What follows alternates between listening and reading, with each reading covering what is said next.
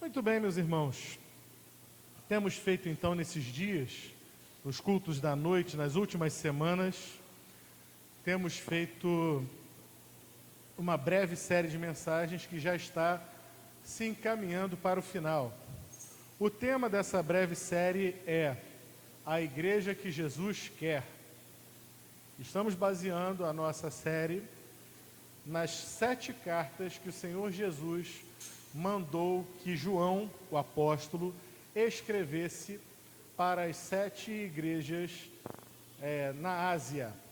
Já passamos pelas 4 primeiras igrejas, que estão no capítulo 2 de Apocalipse. Hoje, então, nós vamos entrar no capítulo 3, a igreja de Sardes. E é um assunto muito sério. Para os irmãos terem ideia do que diz aqui o título, que está na minha Bíblia, diz assim: Carta a Sardes, a igreja morta. Todo mundo se lembra de Laodiceia, né? Ah, Laodiceia é morna, não é quente, não é fria, mas ninguém se lembra de que Sardes tem a pior sentença. Você tem nome de que vive, mas está morto. Vamos ler o texto primeiramente. Eu estou usando a NVT, Miriam. Capítulo 3 de Apocalipse começa no versículo 1. Escreva esta carta ao anjo, ao pastor, ao líder da igreja em Sardes. Esta é a mensagem daquele que tem os 7 Espíritos de Deus e as 7 estrelas, ou seja, aquele que tem os 7 Espíritos de Deus é o próprio Deus. E as 7 estrelas na mão simboliza as 7 igrejas às quais ele está se referindo. Sei de tudo que você faz. Observemos que nas 4 primeiras cartas que nós analisamos, sempre começa Jesus dizendo para aquelas igrejas: eu sei de tudo que você faz, conheço as tuas obras. E aí ele vai elogiando antes de entrar propriamente no assunto. Ele vai dizer: olha, eu sei que você está no lugar onde é o trono de Satanás, mas tem segurado as pontas e não negou o meu nome. E coisas assim, elogiosas. E depois ele entra no mais, ou porém, né? Tenho porém contra ti. Aqui não tem elogio. Aqui a coisa vai direto ao ponto. Assim diz, 2 pontos. Sei de tudo que você faz. Você tem fama de estar vivo, mas está morto. Que pancada seca. Desperte, fortaleça o pouco que resta, pois até mesmo isso está quase morto. Vejo que suas ações não atendem aos requisitos de meu Deus. É quase a frase do Cazuza: suas ideias não correspondem aos fatos. Aquilo que você proclama, aquilo que você quer aparentar, não condiz com a tua realidade. Suas ações não atendem aos requisitos de meu Deus. Lembre-se do que ouviu e no que acreditou no princípio. Agarre-se a isso com firmeza. Arrependa-se. Se não despertar, virei subitamente até você como um ladrão. Vejam, não houve aqui aquele elogio prévio, mas houve uma palavra muito dura. Reconheça o teu erro. Tudo aqui está errado, e não é qualquer erro, é um erro grosseiro, é um erro tão visível que dá para perceber nitidamente que é um morto tentando se passar por vivo. E ele dá logo uma pancada seca e ainda diz, ainda faz uma ameaça: se você não se arrepender, presta atenção, virei subitamente como ladrão da noite. E o elogio, se é que se pode chamar de elogio, ou um alívio, vem agora no final. Quando ele aponta que apesar disso tudo ainda há alguns naquela igreja. Há alguns em Sardes, no entanto, que não mancharam suas roupas com o mal. Veja, o Senhor está apontando, quase como se ele dissesse, olha, dá para contar nos dedos alguns aí que não se contaminaram com o mal. Eles andarão comigo vestidos de branco, pois são dignos. O vitorioso será vestido de branco. Jamais apagarei seu nome do livro da vida e confirmarei diante de meu Pai e de seus anjos que ele me pertence. Quem tem ouvidos para ouvir, ouça o que o Espírito diz às igrejas. Senhor Deus, que a Tua palavra nessa noite nos sirva de alerta. Se há entre nós esse tipo de coisa, se há entre nós uma aparência de vida, qualquer um de nós estiver vendendo uma aparência de vida e experimentando morte espiritual, que o Senhor nessa noite fale de maneira profunda, que rios de água viva fluam enquanto ainda é tempo.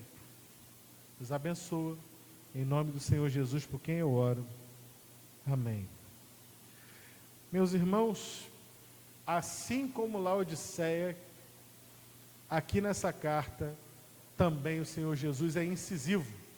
São as duas cartas em que ele é mais incisivo. A carta à igreja de Sardes e a carta à igreja de Laodiceia, em que ele também não faz rodeios e vai direto ao ponto. Eu conheço as tuas obras, sei que você não é quente, sei que você não é frio, que você é morto, que se continuar assim, vou te vomitar da minha boca. Quando o Senhor escreve a essa igreja, portanto, e também a Laodiceia, que veremos daqui a 2 domingos, percebemos nele um senso de urgência. Vocês estão brincando com a vida e a morte, não dá para brincar com isso. Estão desperdiçando tempo que de outra forma deveriam estar investindo na vida, e estão desperdiçando tempo usando o nome de Cristo, mas não estão vivos, estão mortos. Deixa eu dar aqui um pano de fundo dessa cidade, como fiz com todas as outras cidades. A cidade de Sardes estava longe do seu auge. Ela já havia sido a capital da Lídia, lá pelo século VII antes de Cristo. E era uma cidade tida como muito segura. Era uma cidade tida como uma cidade invencível, inexpugnável, porque ela ficava no alto de um monte, e aquela cidade tinha uma grossa muralha. E como toda cidade nesse tempo que tinha essas características, essa cidade se considerava invencível. Portanto, os seus habitantes, eles eram altamente confiantes, achavam que estavam acima de qualquer problema, achavam que a sua cidade, aquela capital da Lídia, jamais poderia ser tomada por ninguém. Eram autoconfiantes, orgulhosos, arrogantes. Mas a palavra de Deus, em mais de uma oportunidade, no livro de Provérbios, por exemplo, vai dizer que a humildade precede a honra, enquanto que aquele que se exalta será abatido. Portanto, como não há bem que sempre dure, um dia essa cidade caiu. Caiu sob as mãos de Ciro, rei da Pérsia. E como foi que ela caiu? Ciro fez um cerco, cercou aquela cidade por 14 dias. Mas aqueles habitantes dali, eles eram tão certos da sua segurança, eles tinham tanta certeza de que ninguém poderia entrar naquela cidade, confiavam na muralha e confiavam na sua situação, na sua posição estratégica, que nenhum cerco jamais conseguiria romper a sua segurança. Depois de 14 dias de cerco, os soldados de Ciro, rei da Pérsia, conseguiram se infiltrar por um buraco na muralha. Sabe o que aconteceu? Sabe onde estavam os soldados da grande cidade de Sardes? Eles estavam tão confiantes e tão confiados que eles estavam dormindo. Por isso falei para os irmãos na mensagem da manhã que hoje à noite eu falaria mais sobre a questão da vigilância. A obrigação dos soldados era estar vigilantes, de dia e também de noite. Ah, meus irmãos, mas aqueles soldados pagaram com a própria vida, pagaram um alto preço. A cidade foi tomada, a Pérsia tomou a cidade de Sardes. E quer saber o que é pior nessa história? Isso aconteceu em 529 a.C. Depois a cidade foi reconstruída, retomou, a sua vida normal, anos mais tarde. E 300 anos depois, a lição era para ter sido aprendida. Mas a cidade novamente foi tomada do mesmo jeito, por Antíoco Epifânio. A cidade de Sardes caiu não uma, mas 2 vezes, por autoconfiança e falta de vigilância. E agora nós observamos uma igreja, uma entidade do reino de Deus, naquele lugar,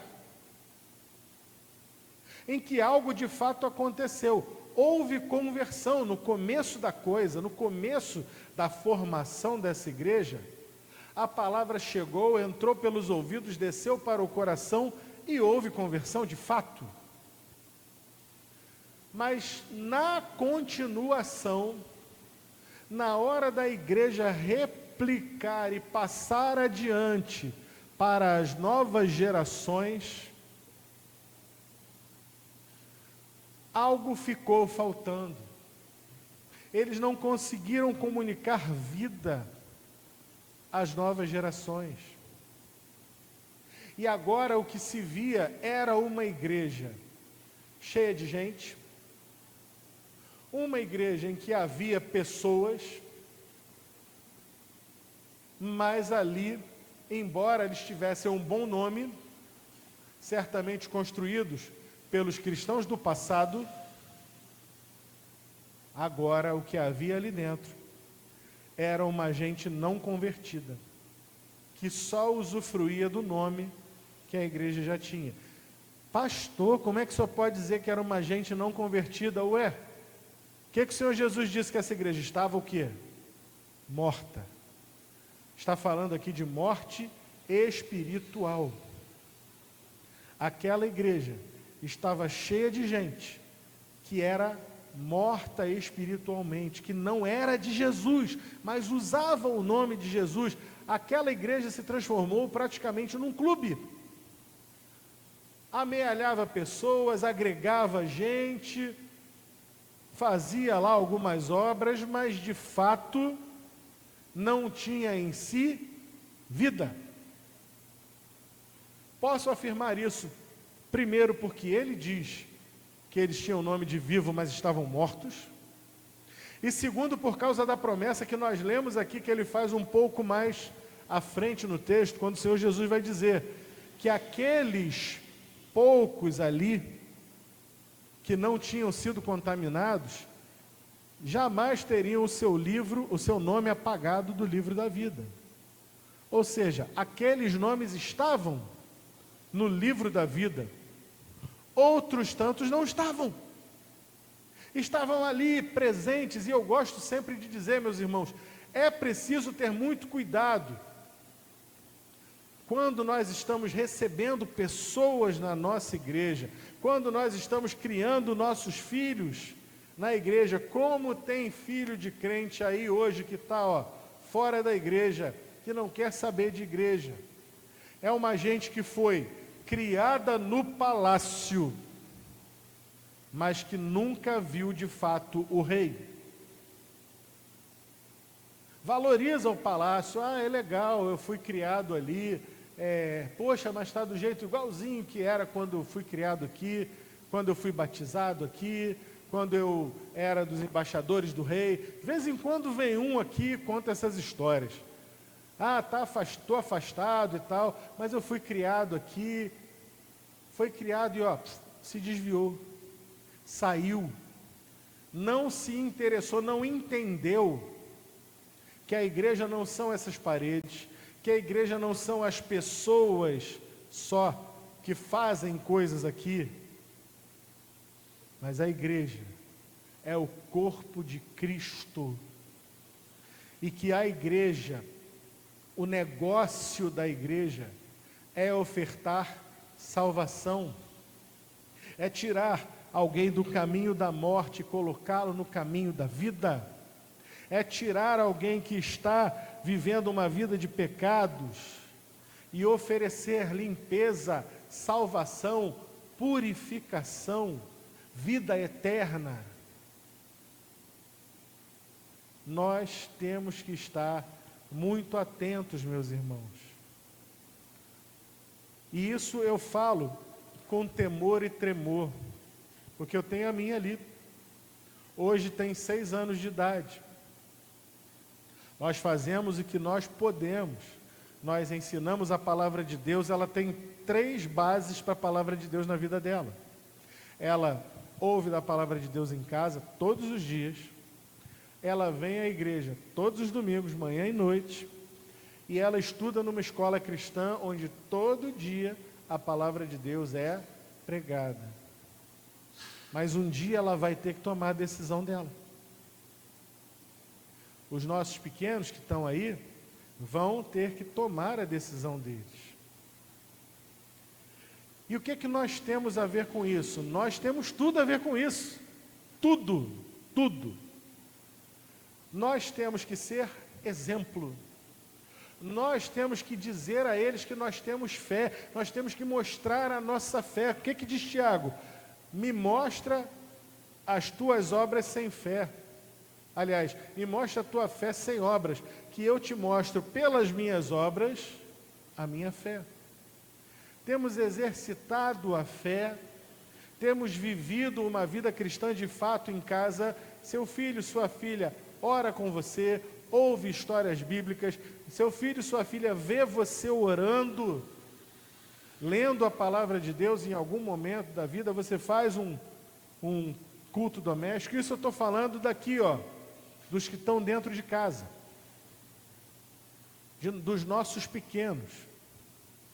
Nós precisamos derramar da nossa porção recebida do Espírito na vida deles, porque aqui na igreja eles vão receber valores morais diferentes do mundo.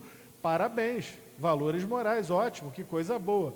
Aqui na igreja eles vão receber instrução para a vida. Muito bom, instrução para a vida é coisa muito boa. Vão aprender a ser bons cidadãos, vão aprender a ser honestos, vão aprender a não fazer o que é errado. Que bênção, que maravilha. Mas nada disso vai ser levado para a vida eterna. Ser um bom cidadão, uma boa cidadã é maravilhoso, mas se não comunicarmos a ele a vida que há em Cristo, se falharmos em comunicarmos às nossas futuras gerações que Jesus Cristo é o Senhor, que nós amamos a Jesus, que Deus amou o seu Filho de tal maneira que o deu por cada um de nós, para que nós pudéssemos receber dele vida eterna, teremos falhado.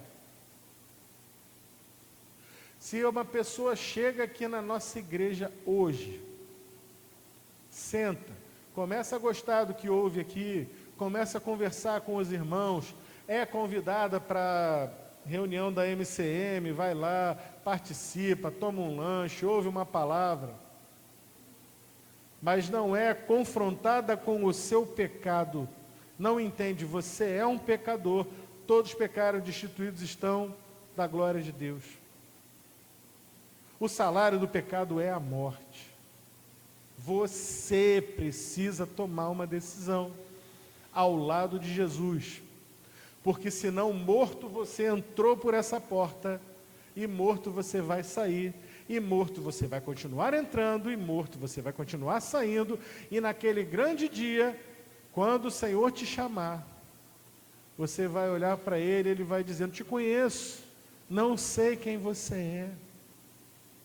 É muito bom a gente ser simpático na igreja, a gente tratar bem as pessoas, mas meus irmãos, isso aqui é a casa de Deus, nenhum lugar sobre a face da terra vai dizer, ei, você é um pecador, você precisa ser salvo pelo sangue de Jesus. Se a igreja não comunicar isso, se a igreja não falar da morte e oferecer a vida, temos uma igreja morta, que vai continuar juntando gente morta como Sardes, uma igreja que certamente não evangelizava. Não preciso ser nenhum gênio da hermenêutica para entender que era uma igreja que não evangelizava, porque era uma igreja que não ganhava ninguém para Jesus, para a vida, ao contrário de alguns poucos. Eu fico a imaginar como devia ser a vida desses poucos ali na igreja de Sardes. Que? Irmão fulano? Chato, exagerado.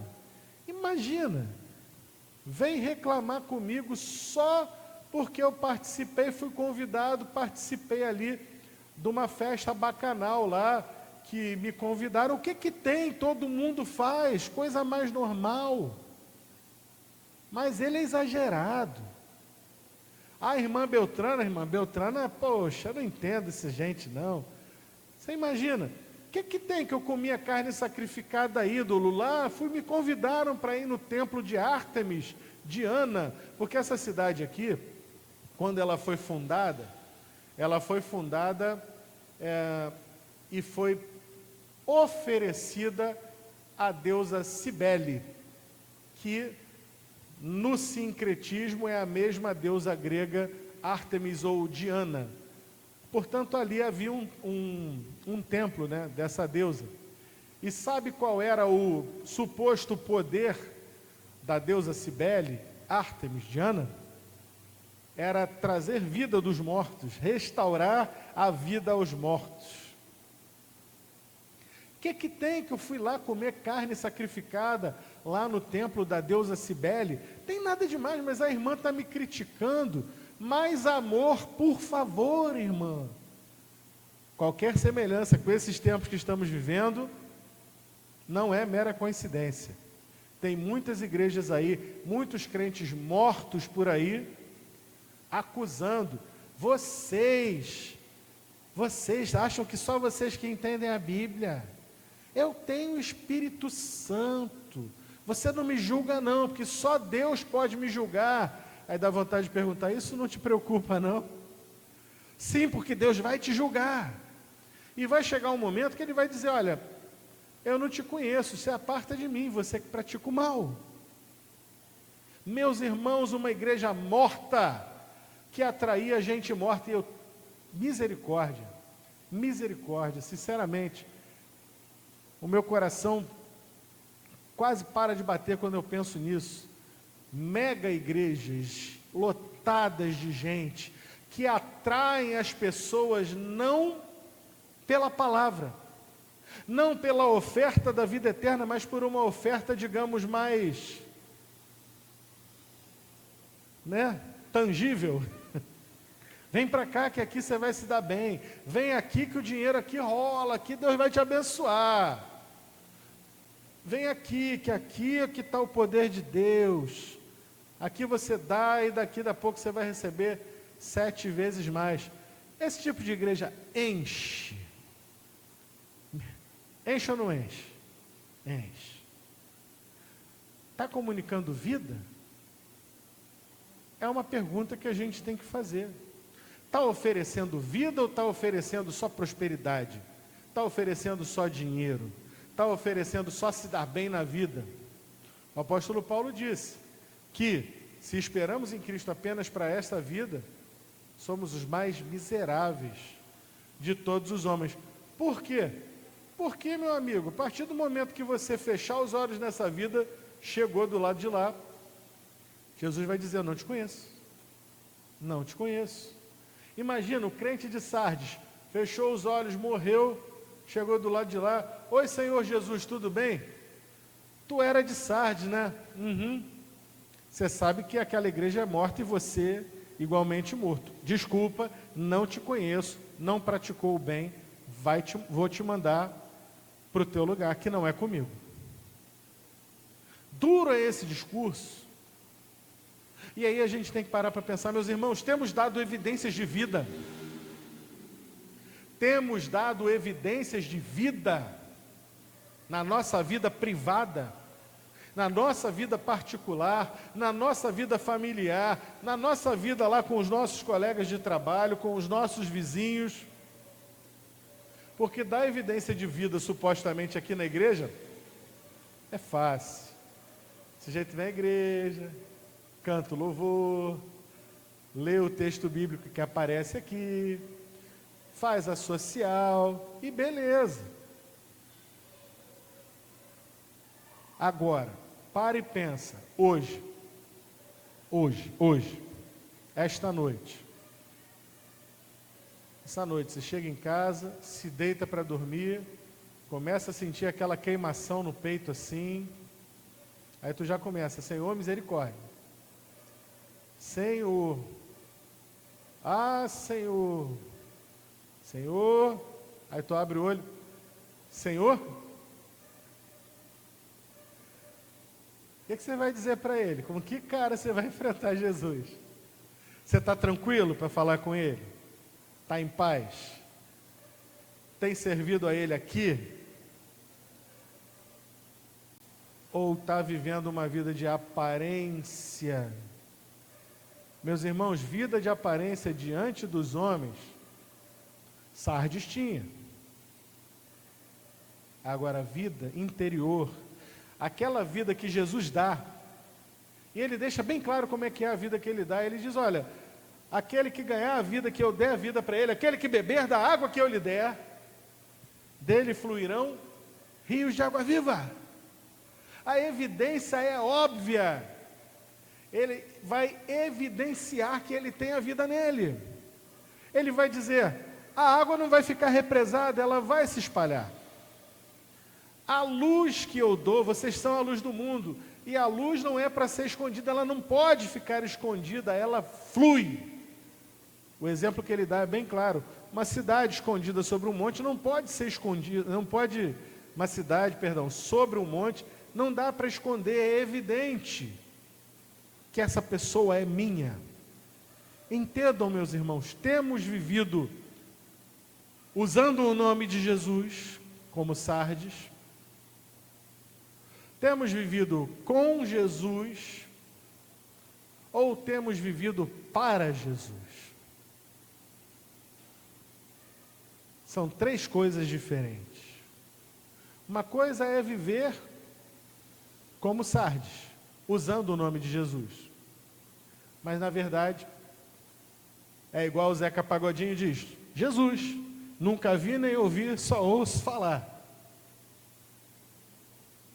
Tem gente que está assim na igreja. Tem gente que vive com Jesus. Como é isso, pastor? Como é isso de viver com Jesus? É assim: a vida está boa, está bem, obrigado Jesus, que a vida está boa, está tudo bem. Deu problema, o filho adoeceu, a esposa caiu doente, desemprego bateu a porta. Ai, Jesus, me socorre. Então Jesus está lá, para você agradecer: Senhor, ó, gratidão, vai tudo bem. Quando lembra Mas na hora que dá ruim, Senhor, por favor. Aí vem no culto de oração, você olha assim, ué, essa pessoa nunca vem no culto de oração, o que será que está acontecendo? Aí começa a vir no culto de oração. Sinto dizer que até o ímpio faz isso, quer viver com Jesus, entre aspas. Tinha uma pessoa aqui que era assim, vinha no culto de oração, e aí toda semana, e vamos orar, e eu vou conseguir meu emprego, e a porta vai abrir, e que não sei o que, conseguiu o emprego do jeito que ela queria, e foi muito mais até do que ela esperava, que coisa boa e tal. O outro veio também, meu casamento, puxa vida, minha mulher me tocou para fora, estou pronto, aprontei. Pois é, mas vamos orar, Deus vai abençoar e tal, papapá. Deus abençoou. A pessoa que conseguiu emprego, puf, nunca mais. A outra pessoa, casamento, a menina veio, aí veio com ele aqui depois, e vai logo no pastor, né? Aqui, pastor, minha esposa aqui, tudo bom, minha irmã? Tá que bom ver você aqui. Veio os filhos, a carreirinha de filho. Olha, vou trazer, começou a trazer filho, que não sei o quê. Daqui a pouco a situação acalmou. Puf! Esses vivem com Jesus. Dá quase vontade de dizer que não vivem com, vivem de Jesus, né? De sugar Jesus, quando a coisa pega. Depois que a coisa aperta, puf! Some. E tem gente que vive realmente para Jesus. Para Jesus. Que ele é um crente, ela é uma crente, todo mundo sabe que é. É aquela pessoa que você, quando alguém está com necessidade, até o ímpio está com necessidade no teu trabalho, vem até você, diz, olha, eu estou com um problema assim, você diz assim, posso orar por você? Pode, por favor, bota meu nome na oração lá da tua igreja. Olha, eu estou com uma dificuldade assim, você pode me aconselhar? Eu vou te aconselhar de acordo com a palavra que a palavra de Deus fala, tá bom? Porque eu poderia te dar muitos conselhos, você deve ter ouvido muita gente dizer isso, isso, isso e isso. É verdade, já ouvi muito isso. Mas eu vou te dizer o que a palavra de Deus diz. E a palavra de Deus, a justa medida, o reto caminho é esse aqui, ó. Pá, pá, pá, pá, pá. Isso é ser um crente. É andar com Jesus, é não negar o nome de Jesus, é viver para Jesus. Quantos estão entendendo? Sardes não tinha vida. Sardes tinha aparência de vida, era uma igreja que, para colocar de uma maneira bem popular, não fedia, não cheirava. Era uma igreja que estava ali inserida no meio do seu povo, e Charles Spurgeon vai dizer uma coisa interessante. Muitas vezes a gente vai ouvir dizer aí, não, que o crente ele tem que ser assim, tem que ser descolado, né? Tem que ser igual a todo mundo. Vocês se lembram de uma música? Lá nos anos 90 tinha aquela menina Mara Maravilha, tinha um programa de televisão, e ela se converteu. Aí ela cantava a musiquinha que dizia assim, não faz mal. Eu nem me lembro, mas eu tô carente, mas eu tô legal. É isso, tô carente, mas eu tô legal. Aí ela se converteu, o pessoal começou a botar pilha, mudou a letra da música dela, botou assim, não faz mal. Eu sou crente, mas eu sou normal. E tem o crente que é isso aí, ele quer ser crente, mas ele quer ser normal, igual todo mundo e tal. É o crente agente secreto, está lá escondido na dele, de repente sai lá um versículo bíblico. Ué, tu conhece versículo bíblico? É claro, tu é o quê? Tu é crente, quem diria? Crente agente secreto, igual a igreja de Sardes, igualzinho. Era uma igreja degenerada, no meio de um povo degenerado, usando o termo lá de Isaías capítulo 6, era um povo de impuros lábios que convivia com uma igreja de lábios impuros, onde não havia vida, era uma igreja que não tinha vida, e o que ela ofertava não era vida, porque ela não pode dar o que ela não tem. Portanto, o Senhor Jesus se apresenta a essa igreja e ele diz, é a mensagem daquele que tem os 7 espíritos, ou seja, quem está falando com vocês, tem vocês aqui na mão. Eu sou o dono e senhor da igreja. E se essa igreja é uma casca oca, vazia, ela não serve para nada. Pesado isso. Você tem fama de estar vivo, mas está morto. E o Senhor Jesus, ele dá uma palavra de despertamento, de reavivamento. Desperta. Só se pode despertar quem está dormindo. Mas o Senhor Jesus, ele pode ir além, porque vimos várias vezes no seu ministério terreno, ele sinalizando que ele tem poder para despertar quem está dormindo e despertar os mortos. Talita cumi, levantou a menina, filha de Jairo. Lázaro, vem para fora. E chamou também o filho da viúva da cidade de Naim. O Senhor Jesus, ele tem poder para despertar os que dormem sim, e os que estão mortos também. E ele dá uma palavra de vida para aquela igreja. Mais uma vez o Senhor Jesus prova como ele é maravilhoso, misericordioso. Poderia simplesmente chegar e dar uma sentença: ó, Sardes, acabou para vocês. Mas ele convida, ele dá uma palavra de vida: venha, volte, ou desperte, fortaleça o pouco que resta, pois até mesmo isso está quase morto. Ah, meus irmãos, que palavra dura. Que Deus nos livre de sermos uma igreja assim, mas que o Senhor comunique vida e vida com abundância por meio de nós. Ele convida: olha, volta lá para trás, para aquilo que vocês creram no princípio. Voltem-se para as primeiras obras, o primeiro amor, arrependam-se. E ele dá uma palavra que soou muito clara aos ouvidos dele: vocês voltem, se arrependam, porque senão eu virei como um ladrão da noite. Opa! Já vimos esse filme 2 vezes.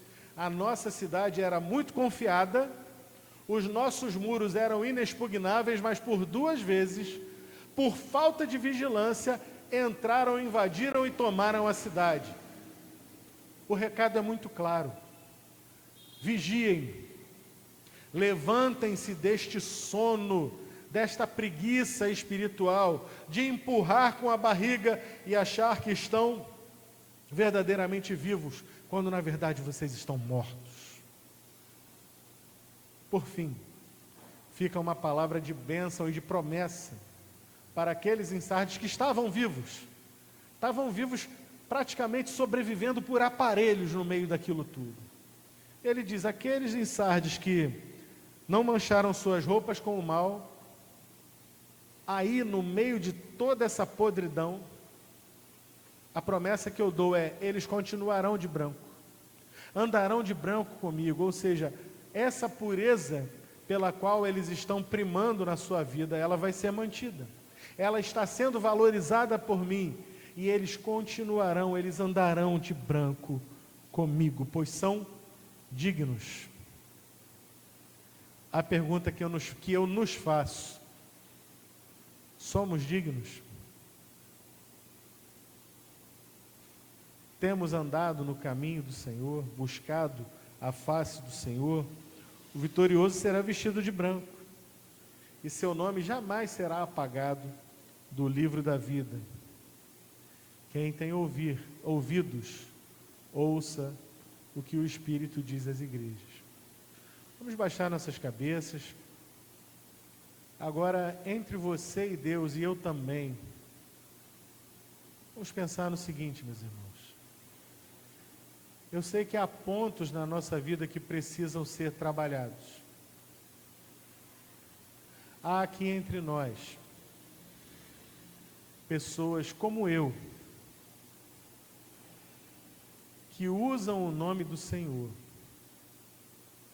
Pessoas que, como eu, cometem pecados. E o Espírito Santo, a diferença é, para saber se você está vivo ou está morto, a diferença é, o Espírito Santo nos incomoda quando nós pecamos. E eu quero lançar esse desafio para você nessa noite. Se examine.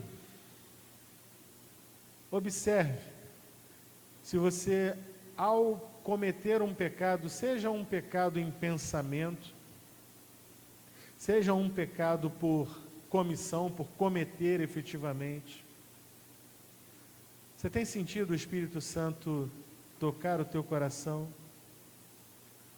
Você tem sentido aquele incômodo? Ou a tua consciência já está cauterizada? Se você consegue pecar livremente,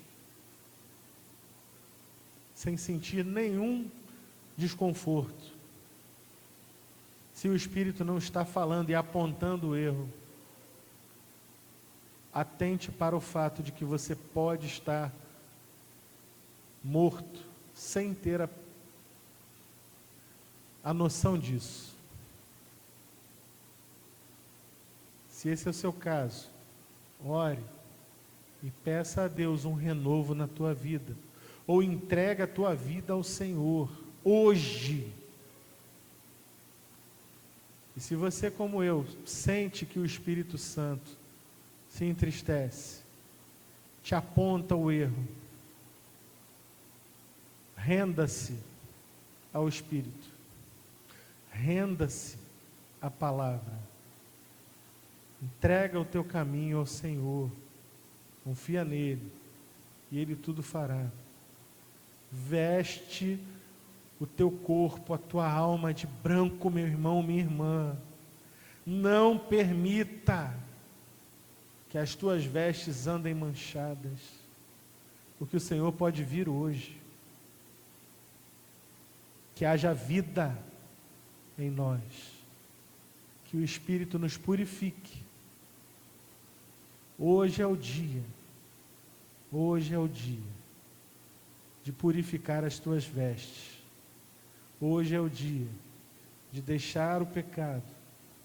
Hoje é o dia de refazer o teu pacto com Jesus e se lembrar lá do começo.